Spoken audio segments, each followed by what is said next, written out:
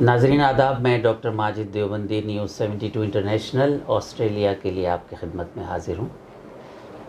ملاقات کے سلسلے میں آج ہمارے درمیان جو شخصیت موجود ہے وہ شخص نہیں بلکہ شخصیت ہے، فرد نہیں بلکہ انفرادیت ہے، اور ایسی شخصیت ہے کہ جس کے دم سے مختلف انجمنیں، مختلف تہذیبیں، مختلف مدارس، مختلف سوچ کے لوگ ایک جگہ آ کر وہ گفتگو کرتے ہیں جس گفتگو کے لیے اللہ نے کائنات کو بنایا۔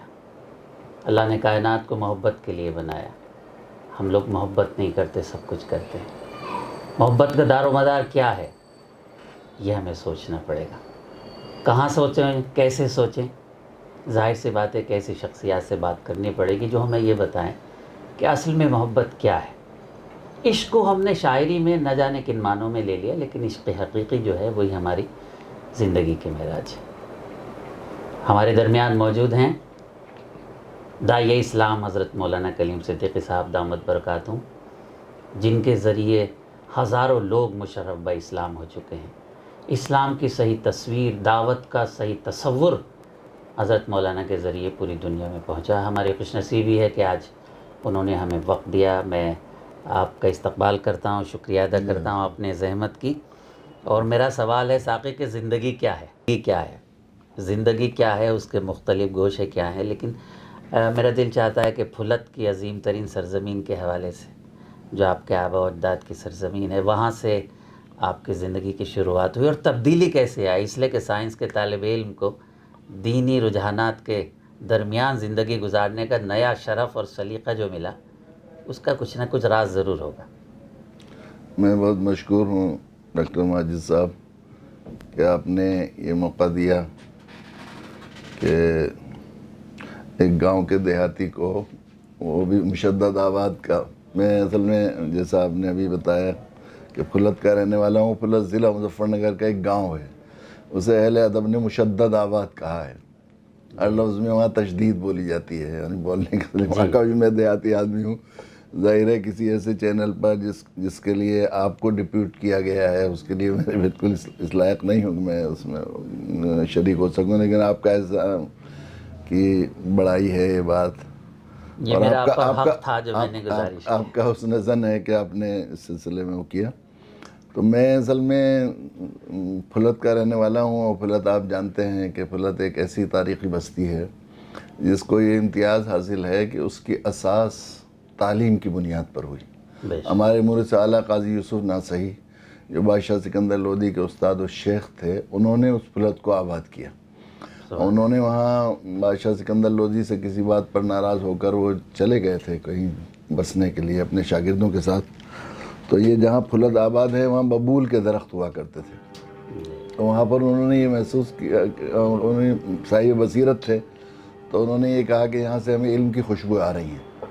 پھر ایک ببول کے درخت کے نیچے دو رکعت نماز پڑھی، مصلی بچھا کر دعا مانگی، جس طرح آپ نے مصر کو حضرت یوسف علیہ السلام کے لیے بسا دیا تھا، اس طرح اس جگہ کو میرے آل و اولاد کے لیے بسا دیجیے، اور اسی قیامت تک یہاں پر علم کے چشموں کو جاری فرما دیجیے۔ یہ کون سی سن رہی ہوگی؟ یہ 862 ہجری۔ اللہ۔ تو اس وقت ان کے ہندوستان کے چیدہ قسم کے علماء ان کے شاگرد تھے، سید حسن بن طاہر جونپوری، خواجگی سدوری، اور جو ہے وہ رکن الدین ابو الفتح جونپوری، بڑے مشائخ ہیں، ان کی بڑی بڑی درگاہیں ہیں، بڑے بڑے ان کی زیارتیں مانی جاتی ہیں، وہ ان کے شاگرد تھے اس وقت۔ ان سب سے کہا کہ کتابیں نکالو، درس شروع کرتے ہیں۔ پھر ایک جھوپڑی ڈال لی گئی، وہ یہ ہماری مسجد ہے۔ بادشاہ سکندر لودھی کو معلوم ہوا تو معافی مانگنے، معذرت کرنے کے لیے آئے، اور وہ بات جو تھی وہ غلط فہمی انہوں نے ہو گئی تھی، اس کی وجہ سے قاضی صاحب کو ذرا تکدر ہو گیا تھا۔ تو پھر وہاں سے بڑھانہ تک کی ساری جاگیریں، حضرت قاضی صاحب نے کہا ہمارے یہاں دل لگ گیا ہے، یہاں سے تو ہم جائیں گے نہیں واپس۔ یہاں سے بڑھانہ تک کی ساری جائیداد حضرت کے خانقاہ کے خراجات کے لیے۔ 862 ہجری سے جو درس شروع ہوا وہ آج تک جاری ہے۔ اس میں بڑے بڑے مشائخ، بڑے بڑے بزرگ، بڑے بڑے اہل علم وہاں پر پیدا ہوتے رہے۔ حضرت مجدد الفسانی رحمۃ اللہ علیہ اتنی بڑی شخصیت ہیں، ان کے شیخ خواجہ باقی باللہ رحمۃ اللہ علیہ کابل سے تشریف لائے تھے تو وہ پھلت ہی آئے تھے۔ اللہ۔ شاہ ابو الفتح رحمۃ اللہ، مسجد شاہ صاحب میں ان کا مزار ہے. شاہ ابو الفتح رحمۃ اللہ علیہ ایک بزرگ تھے شیخ نظام نانولوی کے خلفاء میں. ان کے پاس آ کر انہوں نے ان سے بیعت ہوئے تھے، اور سلسلہ قادریہ میں انہوں نے 17 دن کے بعد ان کو اجازت دی، اور پھر یہ کہا کہ تمہارا نقشبندیہ کا حصہ وہاں ہے، جاؤ بخارا جاؤ خواجہ مکنگی کے پاس. پھر وہاں سے وہ سلسلہ شروع ہوا. آپ نے جو فرمایا قطع کلام میں کہ معافی چاہتا ہوں، یہ تمام سلسلے بزرگان دین سے جو چلتے ہوئے آئے ہیں، شاید انہیں ایک خاص طبقے نے سمجھ لیا کہ ان سے متعلق ہے، لیکن ان سے پہلے سے ہی تمام ہمارے علماء دیوبند، سہارنپور، گنگو، پھلت وغیرہ سب یہاں سے سلسلے آگے جی بڑھے. بالکل، یہ تو ظاہر ہے کہ سلسلہ ہیں، اور تمام باقاعدہ، ایسا نہیں کہ بہت تواتر کے ساتھ ان کے رشتے ثابت ہیں، بہت ہی اللہ کی شکر ہے. تو حضرت باقی باللہ تو دلی میں جی پھر بعد میں وہاں سے آ کر پھر انہوں نے کہا کہ جب واپس آؤ گے تو ہم نہیں رہیں گے، اللہ ہمارے خلیفہ شاہ قطب عالم صاحب دہلی میں ہوں گے وہ، تو ان کے پاس آ کر ٹھہر جانا تم. تو واپس آئے وہاں سے اجازت لے کر، پھر وہ ان کے پاس رہے. یہ رہا سلسلہ. اس کے بعد بھی پھر یہ انہی شاہ ابو الفتح رحمۃ اللہ علیہ کی وجہ سے شاہ ولی اللہ کا خانوادہ، شاہ صاحب کے دادا شیخ وجیہ الدین شہید روہتک سے پھلت ہجرت کر گئے تھے، اور پھلت ہی میں ان کی شادی ہوئی. پھر اس کے بعد یہ سلسلہ رہا، شاہ ولی اللہ کا خاندان یہاں آ گیا. تو شاہ صاحب کا خاندان تو ایسا ہے، شاہ صاحب ولی اللہ رحمۃ اللہ علیہ کی شخصیت کہ پورا عالم اسلام اس پر ایک ناز کرتا ہے، وہ کرتا ہے. تو خانوادہ ولی اللہ کی وجہ سے بھی اس کی بڑی جو ہے ذرا اہمیت رہی. آپ نے شاہ صاحب کا فرمایا، میرا خیال ہے 1400 سال کی تاریخ میں پہلی شخصیت ہیں جو والدہ کے بطن میں غالباً 2 سال رہے. جی اس کی تصدیق ہاں جی بالکل، شاہ صاحب نے خود لکھا ہے یہ بات سبحان اللہ کہ مجھے ہو گیا، بلکہ پھلت میں پیدائش کا وہ لکھا ہے انہوں نے اس میں. یہ اصل میں شاہ عبد الرحیم صاحب کی پہلی شادی تو جو ہے ہوئی تھی سونی پت میں، لیکن دوسری شادی کافی عمر کے بعد اللہ کے نبی صلی اللہ علیہ وسلم کے خواب میں بشارت کے بعد شیخ محمد کی بیٹی شاہ ولی اللہ کی والدہ فخر النساء نام تھا ان کا، ان سے ہوئی. اور شاہ صاحب نے ان کے بارے میں لکھا ہے کہ وہ بہت بڑی صاحب نسبت تھی. شاہ صاحب نے لکھا ہے کہ وہ 27 لوگوں پر بیک وقت توجہ ڈال سکتی تھی. وہ رشک میمونہ اور رشک رابعہ وغیرہ کے ان سے وہ کیا ہے ان کو. تو شاہ عبد الرحیم صاحب فتاوی عالمگیری کے پر آخری نظر کرنے کے لیے اورنگزیب نے ان سے درخواست کی تھی، تو وہ یہاں آ گئے تھے دہلی. تو اس دوران شاہ صاحب نے لکھا ہے کہ میں شکم مادری میں 2 برس کا ہو گیا، ولادت نہیں ہوتی تھی. سبحان اللہ. تو گھر میں بڑی پریشانی ہوئی، اطباء سے رجوع کیا گیا تو لوگوں نے کہا معمول کے مطابق حمل ہے. تو شاہ صاحب حضرت خواجہ قطب الدین بختیار کاکی رحمۃ اللہ علیہ کے پاس شاہ عبد الرحیم صاحب مراقبے کے لیے تشریف لے جایا کرتے تھے. اس دوران ان کی والدہ نے ایک مرتبہ دیکھا کہ ایک ہاتھ جو ہے تہجد کے لیے اٹھی، تو انہوں نے دیکھا کہ ایک بچے کے ہاتھ دعا کے لیے اٹھ رہے ہیں. تو یہ ذرا گھبرا گئی، اپنے شوہر سے جا کر کیا، تو وہاں مراقبہ کیا تو ان کو کسی طرح القاء ہوا یا الہام ہوا کہ اس بچی کے بطن سے ایک فرزند سعید پیدا ہوگا جو قائم الزمہ ہوگا. شاہ صاحب نے لکھا ہے قائم الزمہ کی تشریح کی ہے کہ سارے علوم و معارف اس پر مجتمع ہو جائیں گے، پھر جس پوری امت کو اس سے فیض یاب ہوگا. یہ تھا اس کی پیدائش پھلت میں مقدر ہے. 10 سال دہلی رہو گے تو پیدائش نہیں ہوگی. تو پھر شاہ صاحب کی والدہ کو پھلت لے جایا گیا. وہاں کا ایک واقعہ شاہ صاحب نے خود لکھا ہے کہ ایک مرتبہ فقیر آیا 2-3 دن کے بعد کہ مجھے روٹی دو. تو والدہ نے خادمہ سے کہا کہ ڈلیا میں 2 روٹیاں رکھی ہیں، ایک روٹی رکھ دو اور ایک اس کو دے دو. تو تم نے ماں پیٹ سے آواز دی، دونوں دے دو وہیں بچیں گی، ما عندکم ینفد و ما عند اللہ. پھر پیدائش ہوئی. تو شاہ صاحب نے لکھا ہے کہ اس کے بعد وہ پھلت کا ایسا ہمارے دل میں گھر میں عقیدت کا وہ بن گیا تھا کہ خواتین اگر دہلی میں ہوتی تھی ولادت سے پہلے پھلت بھیج دیا جاتا تھا. اس لیے شاہ ولی اللہ کے بھائی شاہ اللہ رحمۃ اللہ علیہ کا تو مزار بھی پھلت میں ہے. پھر شاہ عبدالعزیز صاحب، پھر شیخ محمد، ان کے شاہ ولی اللہ کے 5 صاحبزادے، شاہ اسماعیل شہید، شاہ محمد اسحاق صاحب، شاہ محمد یعقوب صاحب، سب کی پیدائش پھلت ہی میں ہوگی. اور اس خاندان کو شہادت کی عظمت بھی حاصل ہوئی، یہ فخر حاصل. جی ہاں بالکل. یہاں وہ تو سید احمد شہید رحمۃ اللہ علیہ کی تحریک چلی، پھر ہر گھر سے ایک آدمی شہید ہوا ہمارے یہاں. مفتی عبدالقیوم صاحب بڑھانوی نے لکھا ہے، شاہ مولانا عبدالحی صاحب بڑھانوی کے صاحبزادے تھے، کہ جب پھلت میں جہاد کی مشقیں شروع کی گئیں جنگ آزادی کی پہلی آواز ہے یہ جو پھلت سے شروع ہوئی. اللہ معلوم نہیں لوگوں لوگوں کو نہیں معلوم، سمجھتے ہیں 1857 سے. جی حالانکہ سب سے پہلے شاہ عبدالعزیز صاحب رحمۃ اللہ علیہ نے انگریزوں کے خلاف جہاد کا فتویٰ دیا تھا اکبر آبادی مسجد میں. سبحان. یہ جو سبھاش چندر بوس پارک میں نکلی ہے میٹرو کے درمیان، جی جی آثار الصنادید میں سید احمد خان نے اس کا ذکر کیا ہے. جی تو انگریزوں نے اسے زمین میں دھسوا دیا تھا غصے کی وجہ سے. جس مسجد میں فتویٰ دیا گیا تھا اللہ بجائے اسے شہید کرنے کے اس مسجد میں نیچے دھسوا دیا تھا اس کو، انجینئرز کو بلا کر وہ کر کے، اور شاہ صاحب کے ہاتھ پہنچے نکلوا دیے تھے کہ اس ہاتھ سے فتویٰ دیا، اتنا ظلم کیا تھا. تو پھر اس کے بعد اصل میں صحیح بات یہ ہے کہ آزادی کی قومی یادگار اس مسجد کو بنانا چاہیے، اس لیے کہ یہاں اس سے پہلے کسی بھی ہندوستانی کے خواب میں بھی کوئی نہیں. شہید رحمۃ اللہ علیہ نے مختلف بادشاہوں اور راجاؤں کو خط لکھے، راجہ سندھیا کو، راجہ ہولکر کو، کہ یہ سامان بیچنے والے ہمارے ملک پر قابض ہو گئے ہیں، ہم مل کر ان کو نکالیں، بعد میں طے کریں گے کہ راج کیسے کون کرے گا. سبحان. تو لوگوں نے کہا کہ آپ چلیں اس خیال سے کہ بہادر فوج کی ضرورت ہے، ایک طرف سے آئیں گے وہ افغانستان کی طرف سے ذرا فوجی اکٹھا کریں گے، اور پھر ایک طرف ایک خاصے حصے پر آزادی حاصل بھی کر لی تھی انہوں نے. تو مفتی عبدالقیوم صاحب نے لکھا ہے کہ پھلت میں یہ بات مشورہ ہوا کہ ہر گھر سے ایک آدمی شہید ہوگا. اللہ. جس گھر میں مرد نہیں تھے، وہ کئی مرد ہوتے تھے، تو ہر ایک کہتا تھا کہ میں جاؤں گا شہادت کے لیے. تو سید صاحب کے پاس آتے تھے، سید صاحب فرماتے قرعہ ڈالنے، جس کا نام نکلتا تھا وہ نعرہ تکبیر بلند کرتا تھا. 3 گھر میں مرد نہیں تھے، عورتیں تھیں، ایک جمن نائن اصغری بیگم امو بھی، تینوں آئی. سید صاحب ہمارا گھر کیوں شہادت سے محروم رہے گا، تم کیا کرو گے، گھوڑوں کا دانہ دلیں گے، زخمیوں کی مرہم پٹی کریں گے.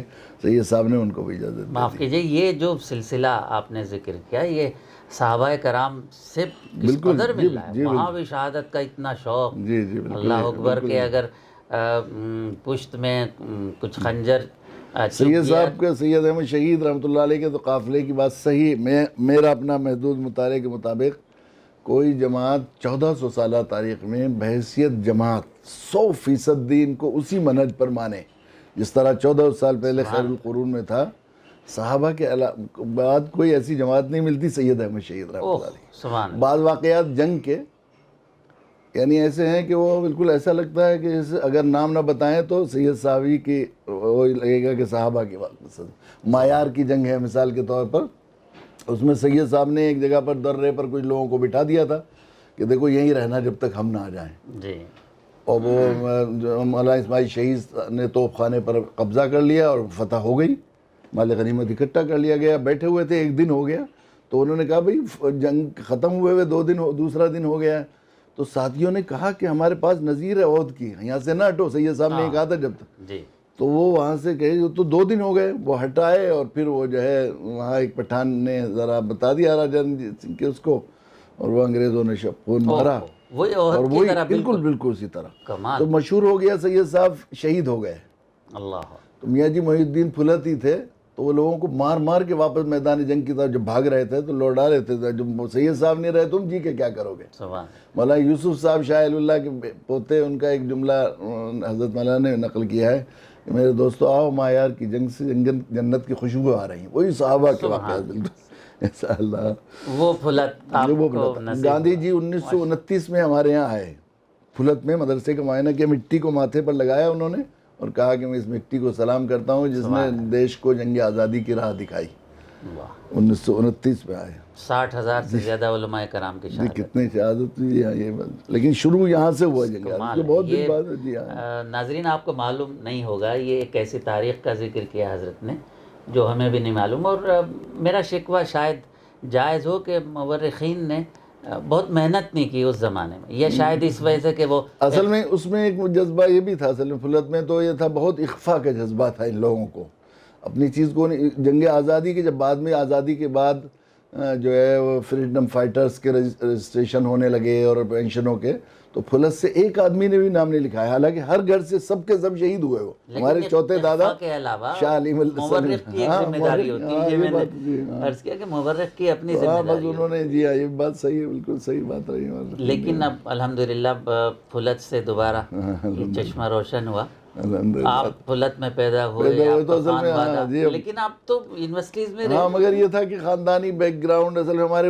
یہاں ایک بزرگ تھے حضرت مولانا علاء الدین صاحب رحمۃ اللہ علیہ. میرے بچپن میرا نام انہوں نے ہی رکھا تھا، اور وہ ہمارے والد صاحب کے بھی ایک طرح سے مربی تھے. والدہ کے تو شیخ تھے، پیر تھے، وہ بڑے صاحب نسبت لوگوں میں، بڑے صاحب علم لوگوں میں تھے. حضرت مولانا الیاس صاحب رحمۃ اللہ علیہ نے جب دعوت تبلیغ کا سلسلہ شروع کیا تو 3 مرتبہ ان سے مشورے کے لیے تشریف لائے. حضرت تھانوی نور اللہ مرقدہ بھی ان سے ملنے کے لیے آئے تھے. تو وہ ہمارے گھر کے مربی تھے. گھر میں چونکہ سید صاحب رحمۃ اللہ علیہ کے پورے واقعات اور مجاہدین کی شہادت کے گھروں میں بچوں کو لوریاں سنا کر سمجھایا جاتا تھا، تو گھر کا جو بیک گراؤنڈ تھا اصل میں وہ دین کی طرف رہا، الحمدللہ بچپن سے رہا، تو اس کی وجہ سے رہا.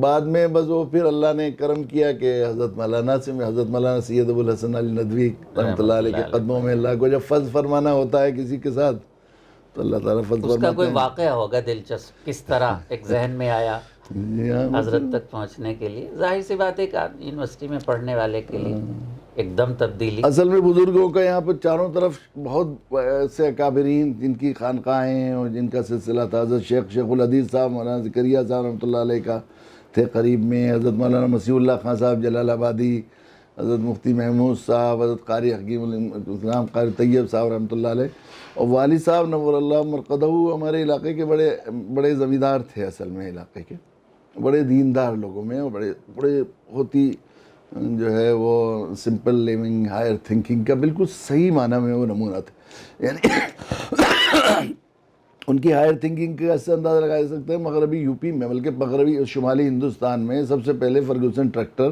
انگلینڈ سے ہمارے یہاں آئے تھے. فلت میں جی اللہ. اور انگلینڈ سے 2 انجینئر آئے تھے ان کو چلانے کے لیے، چلوانا سکھانے کے لیے. تو اسے جو ہے وہ مزدوروں نے اسٹرائک کر دی تھی کہ مشینیں آ جائیں گی تو ہمیں مزدوری کہاں سے ملے گی. ایک زمانہ وہ بھی تھا. جی. پھر اس کے بعد وہ گنا بوئے جانے لگا تو اس میں 5 کھرپیوں کا ایک حل ہوتا ہے، کلٹیویٹر اسے کہتے ہیں، وہ وہیں سے پیک ہو کر آیا، فولڈ ہو کر. اب وہ انجینئر تو ان کے ساتھ نہیں آیا تھا تو وہ کھرپیاں الٹی لگا دیں. بھائی تھے ہمارے بڑے بھائی، انہوں نے. اچھا جی. اب وہ چلتا نہیں تھا تو پھر شکایت بھیجی گئی بمبئی، اس آفس میں ان کے انگلینڈ کا وہ تھا. تو وہاں سے پھر انجینئر آئے، انہوں نے آ کر کھرپیاں سیدھی والا وہ بھی تھا وہ. اگر آپ مجھے اجازت دیں، یہ جو کھرپیاں الٹی لگا دی گئی تھی پھر ان کو بلا کے سیدھا کیا گیا، یہ آج ہمارے عہد میں بھی ہماری نئی جو سلسلہ ہے ہماری تاریخ اسلام کا اور دینی ذہنوں کا، میرا خیال ہے یہاں پہ کھرپیوں کو سیدھا لگانے کی زیادہ ضرورت ہے. آپ کیا کہتے ہیں سارے؟ بات تو صحیح ہے، صحیح، بالکل صحیح. اس لیے کہ وہ آج جو مذہب کے نام پر، مسلکوں کے نام پر، میرا خیال ہے وہ سب کچھ ہو رہا ہے جس کا دین اور شریعت اجازت نہیں دیتی. اس عہد میں اتحاد کے حوالے سے کیا صورت ہو؟ اس لیے کہ میں آپ سے کچھ ایسے گفتگو کرنا چاہ رہا ہوں جو آپ کے سینکڑوں ہزاروں یوٹیوب پر اور قلم ٹی وی پر سب جگہ ہیں، اس سے الگ ہٹ کر کچھ 2-4 باتیں ایسی کہ دنیا کو معلوم ہو. اصل میں ہم لوگ یہ سمجھتے ہیں کہ اصل میں ہمیں میں نے اس میں بہت سی جگہ اللہ کا شکر ہے کہ مجھے جانا ہوتا ہے، مختلف مذاہب کے لوگ بھی بلاتے ہیں، مختلف عشروں میں بھی جاتے ہیں. تو انسان کو اللہ تعالیٰ نے مسافر آخرت بنا کر بھیجا ہے. بہت اچھا جملہ. سب سے بنیادی بات یہ اللہ پیدا کرنے والے ہیں تو انسان کو مسافر آخرت بنا کے دینا. ہر قدم اس کا آخرت کی طرف جا رہا ہے. مسافر کی سب سے بڑی ضرورت ہوتی ہے یکسوئی، کنسنٹریشن. کہاں جانا ہے اپنی منزل کے سلسلے میں. اگر وہ مسافر ڈھلمل رہے گا، اس کے اندر انتشار رہے گا طبیعت میں، تو کہیں نہیں. اب ایک آدمی یہ سوچ رہا ہے مجھے بمبئی جانا ہے، پھر خیال ہو رہا ہے نہیں میں تو امرتسر جاؤں گا، پھر سوچوں گا کہ میں جو ہے وہاں جاؤں گا، لکھنؤ چلتے ہیں، پھر سوچا کہ نہیں چلو احمد آباد چلتے ہیں، تو یہ کہیں نہیں جائے گا. یہ انسان کی اس کی فطرت. آپ کا یہ سفر جو ایم ایس سی سے تبدیل ہوا اس کا بھی کچھ حوالہ؟ ہاں میں انشاءاللہ. تو یہ سب بنیادی بات یہ ہے کہ اسے یکسوئی کی ضرورت ہے اسے. اس لیے مسافر کو، یہ زندگی مسافر ہے، یا مسافر کو ضرورت ہے یکسوئی کی. اس لیے اللہ تعالیٰ نے جو اسلام دین ہے، دین فطرت ہے. اللہ تعالیٰ کو ہمارے دینداری کی ضرورت نہیں. اسلام جو ہے وہ انسان، کائنات کی ساری چیزوں کو اللہ تعالیٰ نے انسان کے فائدے کے لیے پیدا کیا ہے. تو ان چیزوں کے فائدہ اٹھانے کا زیادہ سے زیادہ کون سا اچھا طریقہ ہو سکتا ہے، اور یہ انسان اپنی پرسنل لائف میں، اپنی سوشل لائف میں ایک اچھا ایک اچھا انسان بن کر کیسے زندگی گزار سکتا ہے، اس طریقے کا نام دین ہے. اللہ نے جی اپنے نبیوں کے واسطے سے وہ بھیجا ہے دین. تو یہ ہمارے اللہ کو تو ضرورت نہیں، اللہ کی شان بے نیاز ہے. ساری دنیا کے لوگ کوئی بھی نہ عبادت کریں اسے، نہ مانیں اسے، تو اس کی خدائی میں کوئی کمی آنے والی نہیں ہے. ساری دنیا کے لوگ نبوت کے مقام پر پہنچ جائے تو اللہ کی شان اس سے. اچھا، ان الدین عند اللہ الاسلام، اس میں دین اور اسلام میں تھوڑا سا اگر 1 منٹ آپ گفتگو کریں ہمارے ناظرین کے لیے. جی دین اور اسلام میں ایک عام طور پہ لوگ فرق نہیں سمجھ پاتے. اصل میں دین تو میں نے کہا کہ وہ زندگی گزارنے کا وہ طریقہ جو اللہ تعالیٰ نے انسان کی وے آف لائف، جو اس کو ایک اچھا انسان بنائے اور اللہ کی بنی ہوئی تمام مخلوقات چیزوں سے، نعمتوں سے کیسے فائدہ اٹھائے، اس کا نام دین. اور وہ ان الدین عند اللہ الاسلام، اسلام کہتے ہیں سرنڈر کر دینے کو، آتم سمرپن کرنے کو، خود سپردگی کو. تو اللہ نے جو ہمارے لیے طریقہ وے آف لائف طے کیا ہے اپنے نبیوں کے واسطے، اپنی کتابوں کے واسطے سے ہمیں بھیجا ہے، اس سے سرنڈر کر دینے کا نام اسلام ہے. لیکن یہ صرف اہل ایمان کے لیے آیا لفظ نہیں یہ اگر وے آف لائف ہے تو دیز آر ظاہر ہے کہ تو اسلام شروع سے ایک ہی مذہب، دین تو یہ سرو دھرم کا کنسیپٹ ہی اصل میں ذرا انسان کو بھٹکانے والا ہے. جو پیدا کرنے والا اللہ ایک ہے، تو اس نے اور دیکھیے ہمیں انسان، سارے انسانوں کو اللہ نے پیدا کیا. دیکھنے کا طریقہ سب کا ایک ہی، آنکھوں سے دیکھتے ہیں، کوئی کانوں سے نہیں دیکھتا. سننے کا طریقہ سب کا ایک سا ہے، کھانے کا طریقہ ایک سا ہے، پیشاب کرنے کا، استنجے سے ضرورت سے فارغ ہونے کا سب کا طریقہ ایک ہے. جب ظاہری چیزوں کا وے آف لائف ایسا کیا ہے تو پھر روحانی اور دینی اور اس کی جو وہ چیزیں ہیں تمام، ان کے لیے بھی اللہ تعالیٰ نے کوئی الگ الگ طریقے نہیں بنائے ہوں گے کہ میرے لیے اور کوئی اور. آپ جو جس منہ سے کھاتے ہیں میں بھی اسی منہ سے کھاتا ہوں. ایک ہندو، ایک سکھ، ایک عیسائی جس طرح کھاتا ہے، جو زندگی گزارنے کا یہ طریقہ ہے. تو یہ نہیں ہو سکتا.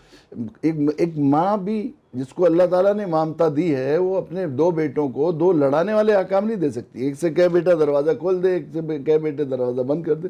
شروع سے دین ایک ہی ہے.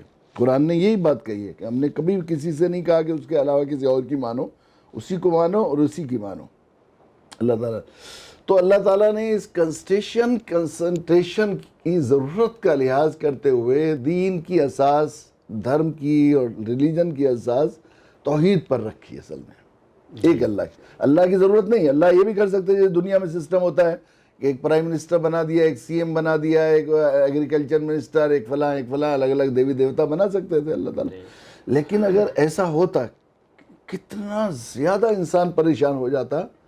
جو سمجھتے ہیں توحید کو، وہی جنہوں نے مزہ حاصل کیا ہے وہی جانتے ہیں. پھر اللہ تعالیٰ نے جو ہے وہ زندگی گزارنے کے اگر ایک وقت میں کئی قانون ہوتے، آپ کے لیے قانون، آپ کے لیے قانون، تو کتنا زیادہ آدمی کو انتشار ہو جاتا ہے. اس لیے اللہ تعالیٰ نے جو ہے وہ ایک وقت میں ایک نبی کی اطاعت، ایک وقت میں ایک کتاب جو بھیجی ہے اس کو ماننے کا وہ کیا ہے. اور ہماری خوش نصیبی کہ ہمیں اللہ تعالیٰ نے وہ شریعت دی کہ ہمیں یہ حکم دیا ہے کہ 4 کتابوں کو ماننا ہے. جی بالکل. میں خالق کہ کہیں ایسا تصور 4 کو نہیں، ساری لا نفرق بین احد من رسولہ، ہمارے کسی ایک رسول پر بھی اگر آدمی ایمان نہ لائے تو وہ مومن نہیں. عقیدت نہیں، آستھا کہتے ہیں نا، آستھا کی بات ہے. ہم تو کہتے ہیں آستھا سے بہت آگے چیز ہے ایمان. سبحان اللہ. ہمارا تو ان رسولوں پر جو اللہ کی طرف سے بھیجے ہوئے سچے رسول تھے، ان سب پر ایمان کی کیفیت ہے ہمارے لیے. آپ کا کام پوری دنیا میں دعوت و تبلیغ کا رہا اور الحمدللہ بڑی تعداد ہے، وہ پوری دنیا جانتی ہے. لیکن آج جو ادھر 10-15 سالوں میں ملک کے حالات بد سے بدتر ہوئے، اس میں اکثر آپ نے فرمایا کہ ہماری ذمہ داری ہے، ہماری ذمہ داری تھی، ہم نے انہیں قرآن نہیں پہنچایا. لیکن جتنی شدت سے اب یہ ہو گیا تو اس کے بھی ذمہ دار ہم ہی. ظاہر ہے ہم ہی ہیں. اصل میں بہت دنوں سے یہ بات کہہ رہا ہوں کہ قرآن پر ہمارا ایمان ہے. قرآن نے جتنے باطل نظریات اور خرابیاں، گناہ، جرائم، کرائمز، ان سب کو ظلمات کہا ہے، اندھیرے. جی. اور اسلام کو کہا ہے نور، روشنی. تو روشنی کے پھیلنے کی وہ نیچر ہوتی ہے. اندھیرے پھیلتے نہیں، اندھیرے صرف خالی جگہ لیتے ہیں. اندھیرے خالی. تو اندھیرے پھیلے نہیں ہیں. اندھیرے تو ویکیوم رہتا نہیں، خلا نہیں رہتا. ہم نے روشنی پھیلائی نہیں. سچی بات یہ ہے کہ اندھیرے کوئی چیز نہیں ہے. اندھیرے تو روشنی نہ ہونے کو کہتے ہیں. روشنی کے نہ ہونے کو اندھیرا کہتے ہیں. کسی مسجد میں میں ایک مثال دے رہا ہوں، مسجد میں مؤذن صاحب کی ذمہ داری ہے کہ وہ لائٹ جلائیں، اور رات ہو جائے تو لائٹ آن کریں، اور وہ بھول گئے تو نمازی آ کر کیا کہتے ہیں، ملا جی کیوں اندھیرا کر رکھا ہے؟ بہت اندھیرا کر نہیں رکھا، انہوں نے روشنی نہیں جلائی۔ بہت بالکل یہ دنیا کا یہی حال ہے کہ ہم نے لوگوں کو اسلام کی روشنی سے منور نہیں کیا ہے دنیا کو، تو وہ اندھیرے خالی جگہ لے رہے ہیں۔ تو اصل میں انہوں نے پھیلا نہیں رکھے ہیں یہ اندھیرے، یہ جو کہہ رہے ہیں ہم 10-15 سال سے پھیل رہے ہیں، بلکہ ہماری کمی ہے کہ ہم نے ان تک بیچاروں کو پہنچایا نہیں۔ اور اس میں کوئی شک نہیں کہ یہ ملک ہمارا، جس ملک میں ہم رہ رہے ہیں، یوں بھی اپنے جغرافیے کے اعتبار سے، اپنی تہذیب و تمدن کے اعتبار سے، اور اپنے موسموں کے لیے انوائرمنٹ کے اعتبار سے ایسا خوبصورت ملک ہمیں اللہ نے تعالیٰ نے دیا ہے کہ ہم جتنا شکر کریں ہم کم۔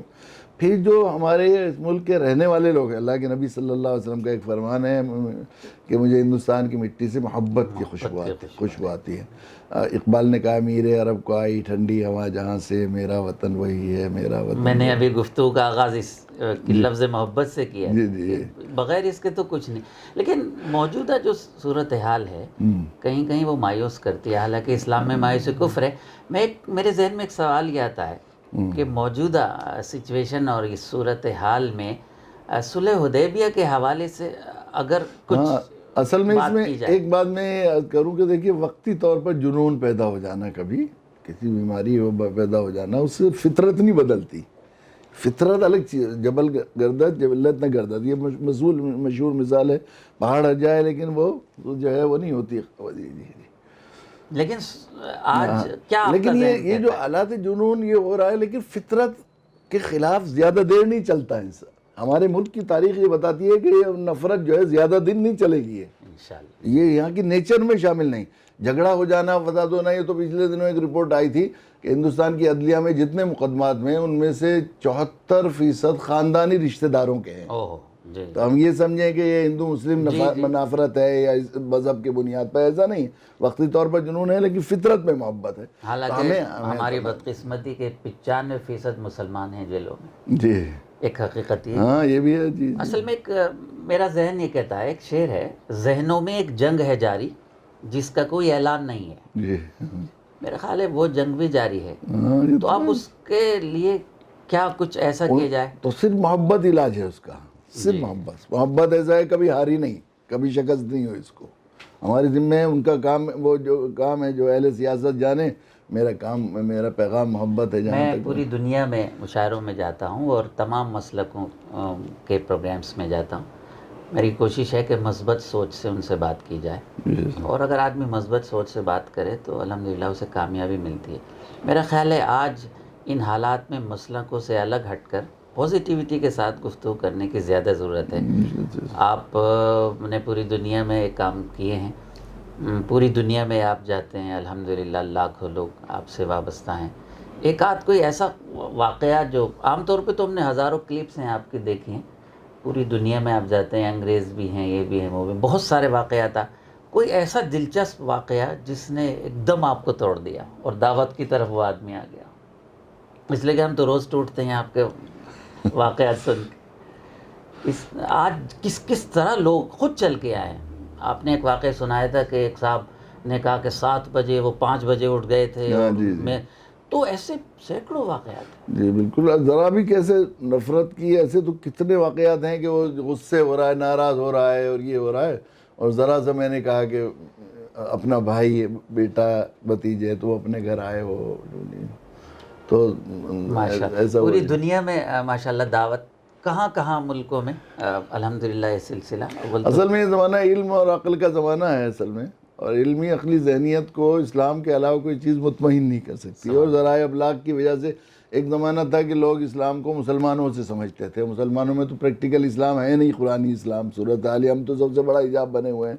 اب ذرائع ابلاغ کی ایجاد نے قرآنی اسلام لوگوں کے بستر تک پہنچا دیا، اور وہ جینوین اسلام کسی انسان اندر کی پیاس ہے، اس انسان کی اندر فطری پیاس ہے کہ وہ ایک اللہ کو مانے اور ایک اللہ کی مانے۔ تو اس کی طرح جب پیاسے کے ہونٹوں پر آپ گلاس لگا دیے ٹھنڈا، تو وہ چھین کر پینے کو تیار ہے۔ یہی حالت ہے آج کل اسلام کے خلاف۔ اب اس وقت جو لوگ دنیا میں مسلمان ہو رہے ہیں، پوری دنیا میں شور آپ سب دیکھ ہی رہے ہیں، تو وہ ہماری دعوت سے نہیں ہو رہے ہیں، بلکہ زیادہ تر اسلام کے خلاف پروپیگنڈا سننے یا پڑھنے کے بعد وہ اسلام کو پڑھتے ہیں جی اور الحمد پھر حقائق ان تک کھلتے ہیں. یہ ہے اصل میں بات. جیسے کہ قرآن تمام انسانیت کی کتاب ہے. جی بے شک. آپ سے 30 منٹ کی بات ہوئی تھی، حالانکہ 30 منٹ میں ابھی 2-4 منٹ اور ہیں. نئی نسل جو ہے آج وہ نمازیں بھی پڑھ رہی ہے ماشاءاللہ، مساجد بھی بھری ہوئی ہیں، دعوت کے کام میں بھی لگی ہوئی ہے، تبلیغ جماعت میں بھی جاتی ہیں، لیکن کہاں کچھ ہم میں کچھ کمی ہے کہ وہ تربیت نہیں ہمیں مل پا رہی. اصل میں اس کا میں نے ایک مضمون لکھا تھا، ہرمز کی دوائیں صلی علی محمد، 2003-04 میں، وہ 27 قسطوں میں چھپا تھا، وہ کتابی شکل میں آ رہا ہے.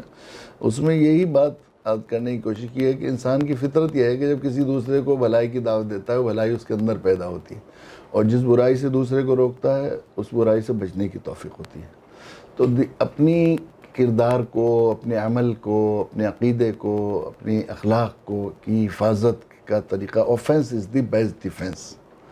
تو ہمیں اصل میں دعوت کو چھوڑ دینے کی وجہ سے ہم لوگ جو ہے بیک فٹ پر ہیں دوسرے. اچھا، اتحاد نہیں ہو پا رہا ہے. تو کیا وہ جو 2 دعائیں حضور صلی اللہ علیہ وسلم نے مانگی تھی کہ یا تو انہیں دے دیجئے اور اتحاد بھی، تو اتحاد والی تو لیکن اس میں نے یہ بھی عرض کیا ہے کہ یہ دعوت جو ہے یہ نقطہ اتحاد بھی ہے، اس لیے کہ ایک جب انسانیت متحد نہیں ہوگی جب تک کہ ایک اللہ کو نہیں عبادت ہوگی، انسان متحد نہیں ہوگی جب تک کہ ایک رسول صلی اللہ علیہ وسلم کے اس پر نہیں مانے گی. جو ہمارے برادران وطن ہیں، ان کا مذہب تو ہم سے پہلا ہے. تمام ویدوں میں خدا کا، وحدانیت کا، رسالت کا سب ذکر ہے. جی بالکل. لیکن آج ان سب سے الگ ہٹ کے جو ایک ذہن بنا دیا گیا، کیا فرماتے ہیں یہودیت کا. یہ تو اصل میں برادران وطن کیا، ہمارے ہاں مسلمانوں میں بھی یہ تو شیطان اس کو، انسان کو سب سے زیادہ توحید سے بیر ہے، چونکہ توحید پر نجات ہے.